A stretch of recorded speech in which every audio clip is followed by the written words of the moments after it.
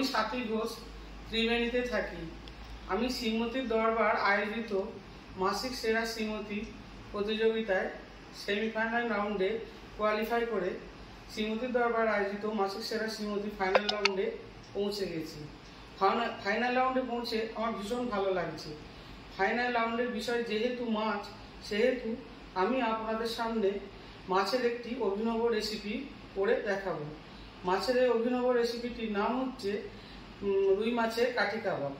মাছের এই অভিনব রেসিপিটি আপনারা কী করে করবেন সেটাই আপনাদের সামনে আমি ভিডিওর মাধ্যমে করে দেখাবো। আশা করি আপনাদের ভালো লাগবে।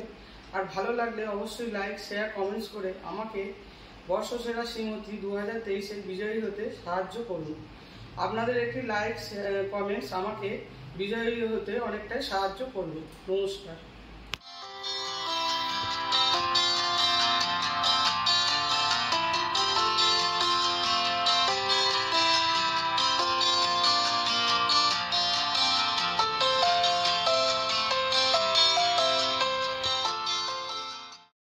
চলুন দেখে নেওয়া যাক রুই মাছের কাঠি কাবাব করতে কি কি লাগছে আমার। রুই মাছের কাঠি কাবাব করতে অবশ্যই রুই মাছ তো লাগছেই। এখানে আমি 500 গ্রাম রুই মাছের পেটি নিয়েছি, সেটাকে নুন, হলুদ আর লেবুর রস দিয়ে মাখিয়ে রেখেছিলাম।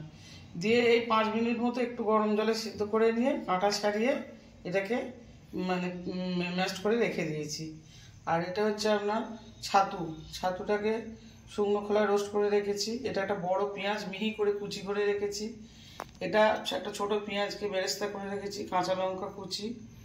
আর এটা আছে গরম মশলা গুঁড়ো, গাওয়া ঘি, জিরে গুঁড়ো, রসুন বাটা, আদা বাটা।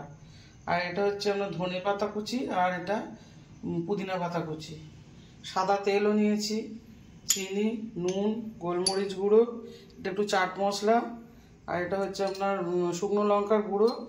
আর যেহেতু কাবাবে আমরা সাধারণত দেখি যে পেঁয়াজ, তারপরে টমেটো, ক্যাপসিকাম সব দইতে ম্যারিনেট করে নিয়ে দেয়, সেহেতু আমি একটু দই, চাট মশলা, নুন, চিনি, ধনে পাতা, পুদিনা পাতা সব বেটে আর গোলমরিচ গুঁড়ো দিয়ে একটুখানি এগুলো ম্যারিনেট করে রেখে দিয়েছি।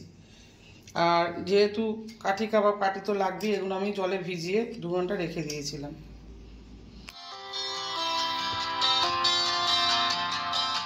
চলুন মাছটা আমি এবার মেখে নিই।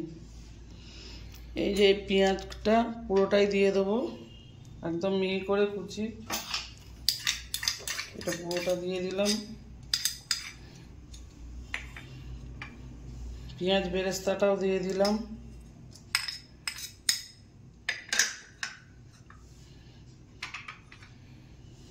এই যে পুদিনা পাতা,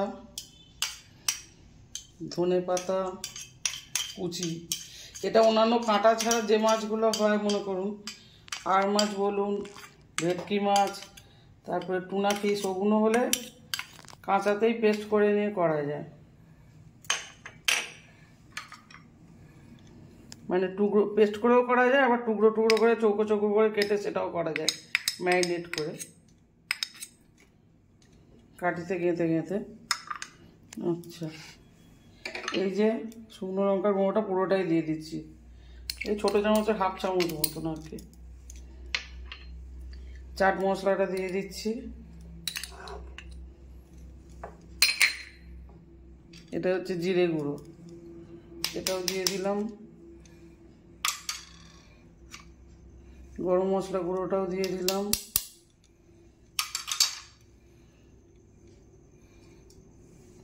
কাঁচা লঙ্কা, ঝালটা যে যার মতন দেবেন, যে যেমন খাবেন।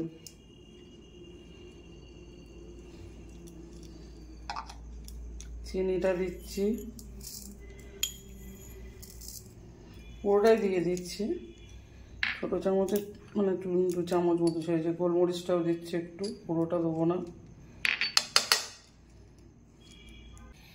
স্বাদ মতো নুনটা দিয়ে দিলাম। এবার দেবো এই যে রোস্টের ছাতুটা,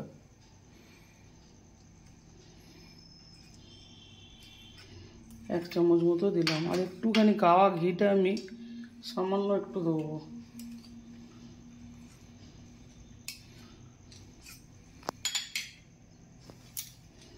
দিয়ে এটাকে ভালো করে মেখে নেব হাতে করে।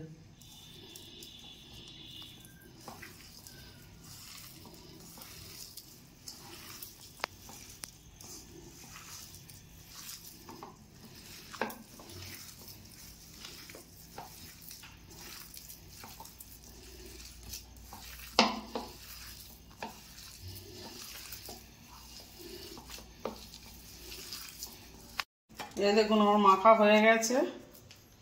আমি এবার এই যে গ্যাসটা জেলে দিয়েছি, যেতে গাওয়া ঘিটা দিলাম আর তেল দিলাম।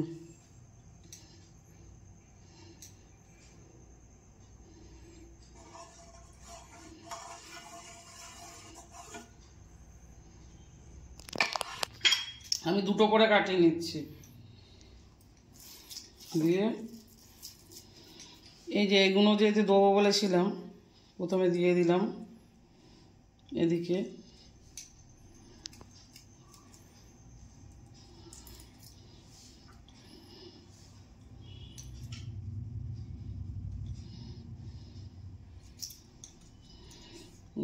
এরকম দিলাম, দিয়ে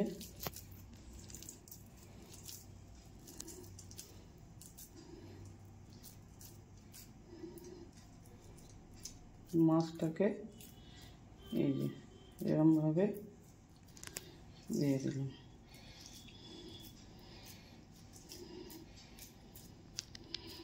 ওগুলো মাছের পিস করা থাকলে সেটা দেওয়া হতো, এটা একটা ওটা একটা করে। আমি এটা তলায় দিয়ে দিলাম দুটো, আর এই যে উপরে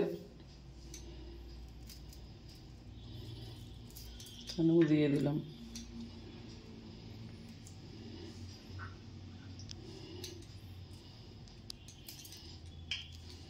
দিয়ে এবার তেলটা হয়ে গেলে একটা একটা করে আমি গড়ে এরকম করে ভেজে নেব। এরকম করে আমি কয়েকটা গড়ে নিচ্ছি, তারপরে ভেজে নেব।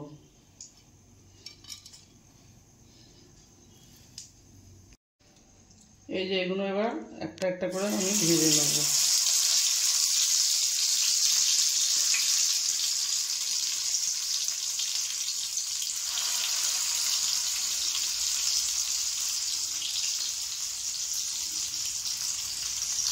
আঁচটা কমিয়ে দিয়ে আস্তে আস্তে আমি ভেজে নেব।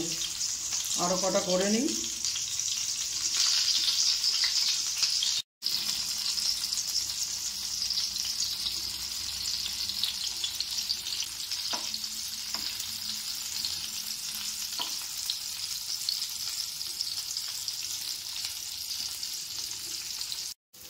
এই যে আমার হয়ে গেছে কাঠি কাবাব। এই দেখুন, আমি এবার তুলে নিচ্ছি এটা আস্তে আস্তে।